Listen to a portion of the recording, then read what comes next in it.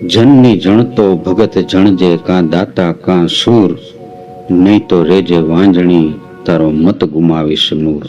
આપણા ઇતિહાસમાં ઘણા દાતાઓ થઈ ગયા. એમાંના એક શામળશા હતા.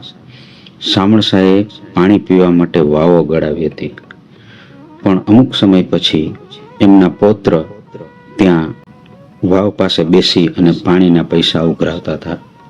ભગવાન શામળશાને પ્રસન્ન થયા અને કહ્યું કે માંગ. ત્યારે એને માંગ્યું કે નખોદ.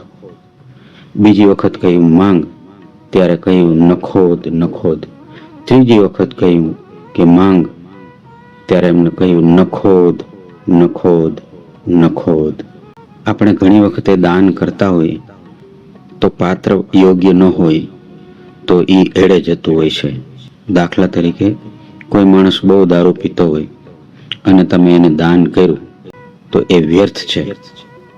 તો સામેનું પાત્ર જ્યારે તમે દાન કરો ત્યારે જોવું જરૂરી છે. તમે દાન અનેક રીતે કરી શકો. તમારામાં ટેલેન્ટ હોય તો એનું દાન કરી શકો.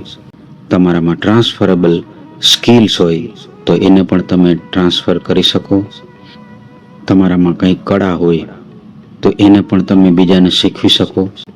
અને આમાંનું કંઈ ન હોય તો તમે પૈસાનું પણ દાન કરી શકો. પણ એ જોવું જરૂરી છે કે પાત્ર યોગ્ય છે કે નહીં.